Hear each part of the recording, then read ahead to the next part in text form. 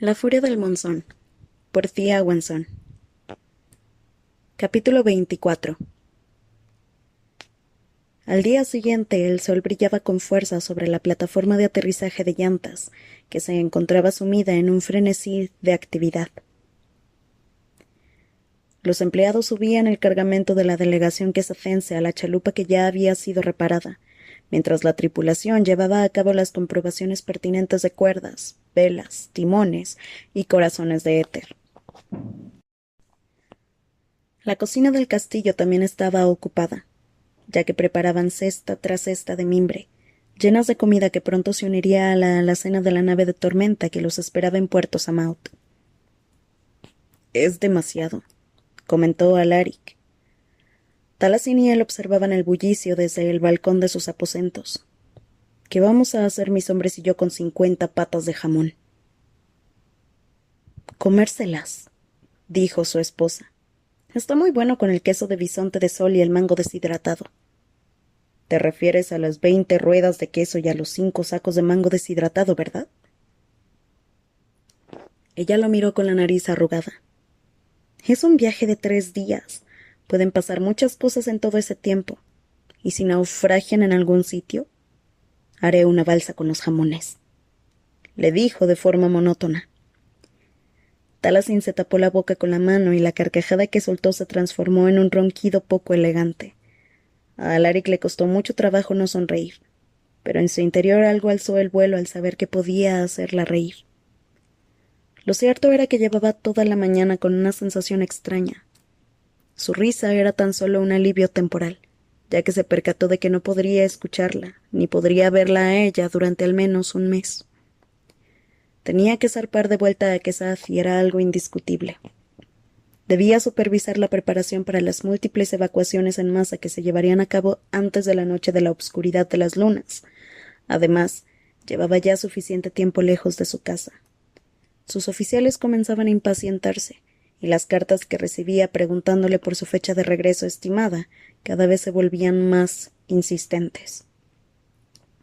Ya había recibido un págalo de parte de la Comodoro Matire con una lista de reuniones que requerían su presencia y que no podía postergar ya más.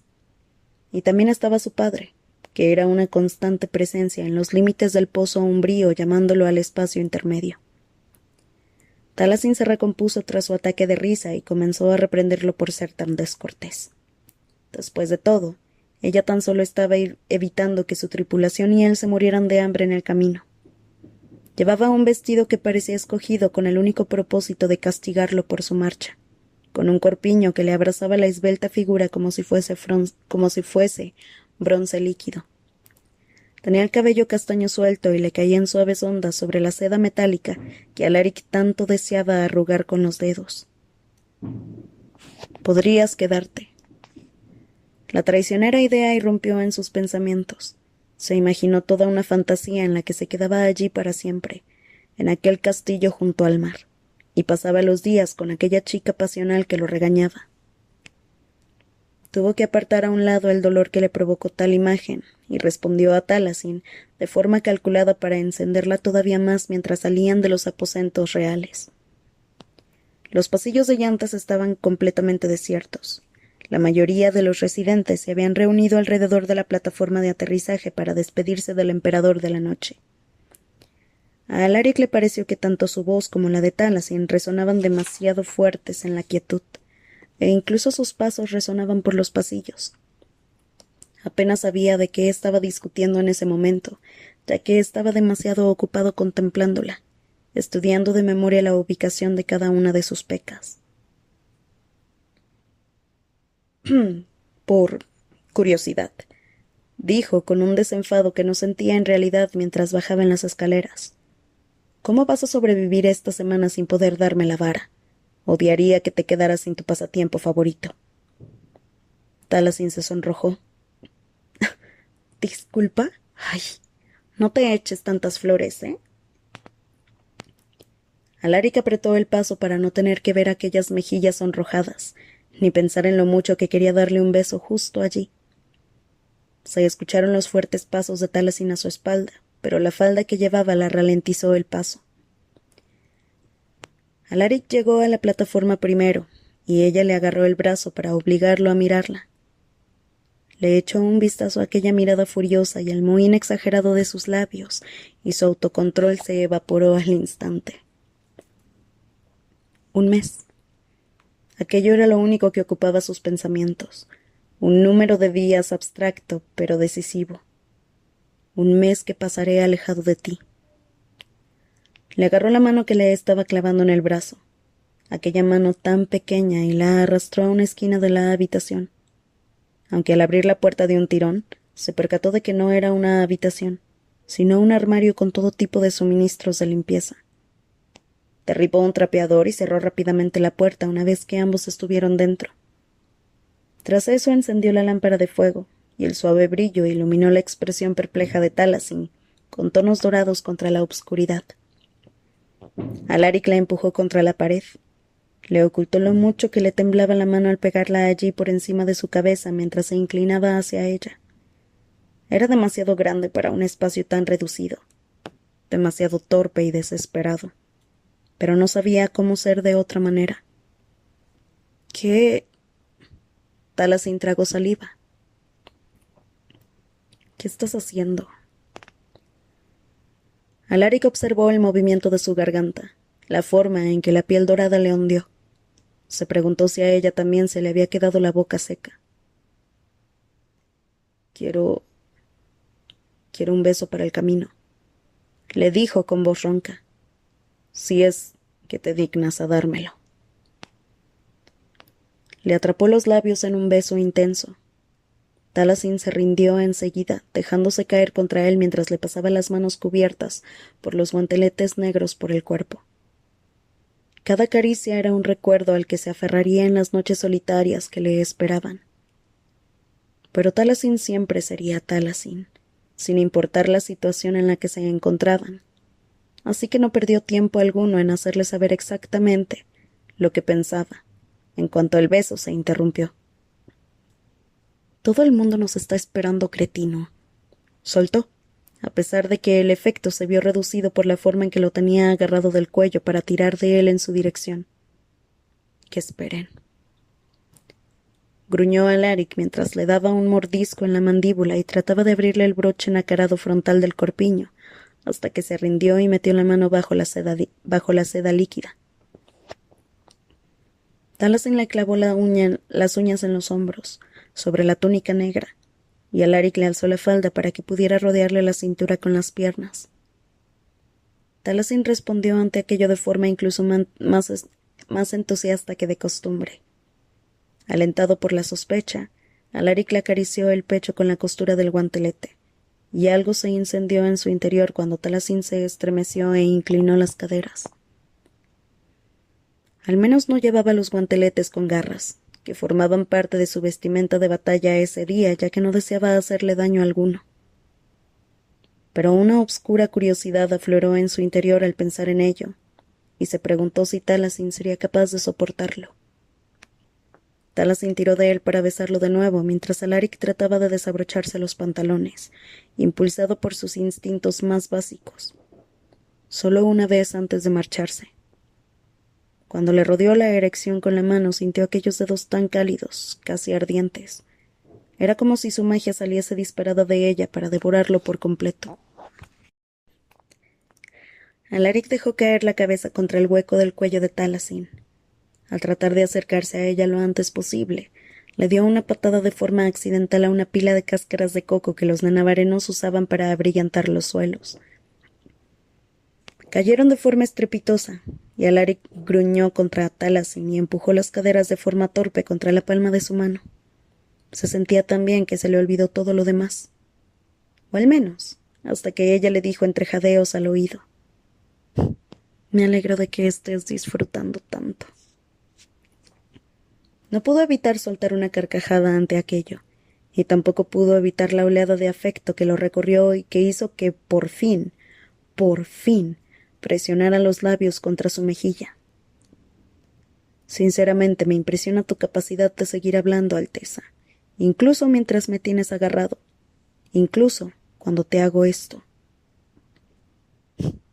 La tela vaporosa de su vestido estaba aplastada entre los cuerpos de ambos, así que Alaric pudo recorrerle el muslo con una mano. Taliesin se sacudió ligeramente cuando Alaric comenzó a introducirle un dedo y lo curvó contra ella. «Me va a oler el guantelete a ti». Había un ligero trasfondo de rabia en el tono de su voz, incluso mientras se retorcía contra la palma de su mano ante la emoción. Una emoción depravada y prohibida de lo que hacían. Y quizás sí que estaba algo enfadado por no poder mantenerse alejado de ella. Pero aquellas palabras tuvieron un efecto fascinante en su esposa. Entrecerró los ojos, molesta, y curvó las caderas más insistentemente hacia su mano. «No digas esas estupideces», le respondió. «¿Por qué no, querida?», le preguntó solo por llevarle la contraria. Le dio un golpe con el puño en el hombro, en un intento inofensivo de asestarle un puñetazo. «Tampoco quiero que me llames así». «Uy, cuántas órdenes», gruñó él, que retiró la mano para colocarle la otra pierna a Taliesin alrededor de la cintura. Tenía el obscuro guantelete lleno de sus fluidos y se lo clavó en el muslo. «No me voy a acordar de todas». Le apartó la ropa interior a un lado y se deslizó dentro de ella. El grito sin aliento que soltó, así como la forma en que sintió que se expandía a su alrededor, todo aquello hizo que soltara un gemido contra la sien de Taliesin. Los cubos, plumeros y trapos comenzaron a caer a su alrededor cuando Alaric empezó a penetrarla de verdad, con el vestido de Taliesin arrugado entre ambos. Hizo más ruido que la primera vez, y pensó que quizás era por la naturaleza ilícita y frenética del acto. Estaban en un armario lleno de productos de limpieza, con la ropa aún puesta, animándose el uno al otro a ir más allá, reprimiendo los jadeos contra los labios del otro y soltando improperios el uno contra el otro. Para él, el fantasma de la distancia lo acechaba como si se tratase de la época yerma, y tan solo podía esperar que ella se sintiera de alguna forma igual que él. Aquel recordatorio lo devolvió ligeramente a la realidad, y comenzó a penetrarla más rápidamente, con una necesidad imperiosa de que Taliesin lo sintiera allí, entre sus piernas, una vez que se hubiera marchado. «Mírate la chisca», le dijo en una voz grave y obscura, seductora. Las palabras surgieron, como siempre, de una embriagadora mezcla de fanfarronería y puro deseo. «Siempre reprendiendo a tu marido, pero aún así te vas a correr con él entre las piernas. Aún así vas a salir ahí fuera, donde todos podrán verte, y te despedirás de mí con mi semilla bajándote por los muslos. Eres un cabrón», jadeó Taliesin, con la cara escondida contra su cuello. Le pasó las uñas por el cabello mientras se deshacía contra él. Entonces alzó la cabeza ligeramente y Alaric vio el fulgor dorado de la magia en sus ojos, justo antes de que alcanzara el clímax. Estuvieron a punto de fallarle las piernas al escuchar su nombre salir de los labios de Taliesin, pero consiguió mantenerse de pie de milagro, y también sujetarla contra la pared hasta que él también lo atravesó un orgasmo glorioso y perfecto. Podría haberse quedado dentro de ella para siempre si hubiese podido, pero Taliesin bajó la pierna derecha al suelo, y él soltó un gruñido de frustración, ya que el movimiento lo expulsó de su interior. Aún había terminado de expulsar toda su semilla, pero Taliesin resolvió aquel problema por él. Movió hacia arriba la pierna que aún tenía alrededor de sus caderas y lo guió hacia el interior de sus muslos. Él se encorvó contra ella y la parte más primitiva de su sangre aulló en anticipación por marcarla de aquella manera, mientras que la parte más lógica no podía creerse que Taliesin fuera a permitirle hacer aquello.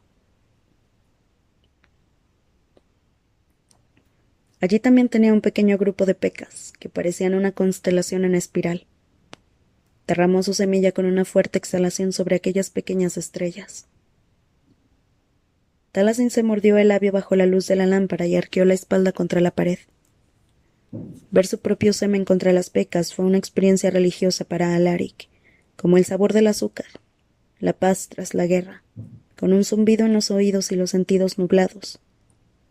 Le sostuvo el muslo allí mismo y la acarició de forma suave mientras se limpiaba los dedos. A Taliesin le temblaron los párpados mientras el guantelete de cuero le pasaba por la piel. ¡Qué interesante! Aquel era un nuevo aspecto de su retorcido baile que ansiaba explorar de forma desesperada. Pero no podría, al menos, no durante un mes. Tenía que marcharse.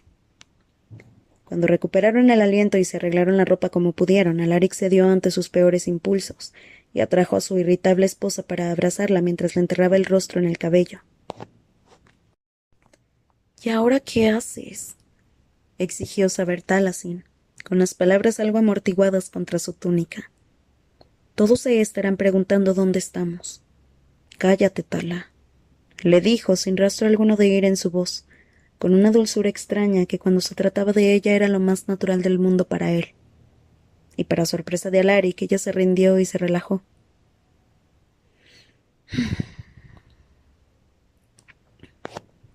Te escribiré, murmuró, pero más te vale contestarme.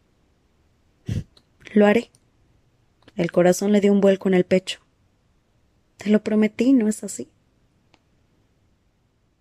Una vez que la nave de su marido hubo zarpado, Taliesin se dirigió a las cocinas. No había sentido la urgencia por explicárselo a Alaric cuando lo había mencionado, pero en el dominio no había necesidad de consultar con un sanador para los preventivos. El árbol conocido como lilo de comadrona crecía en abundancia entre la densa jungla, y toda cocina que estuviese bien provista tenía frascos enteros llenos de su corteza. Al molerla podía usarse como condimento picante o para preparar un té de la mañana de después. El té también era un tratamiento efectivo contra los dolores menstruales, lo cual fue la excusa que les dio a los cocineros. Se lo tomó tan rápido como pudo y después se escabulló escaleras arriba, para enviarle una carta al campamento sardoviano en el ojo de Dios de las tormentas.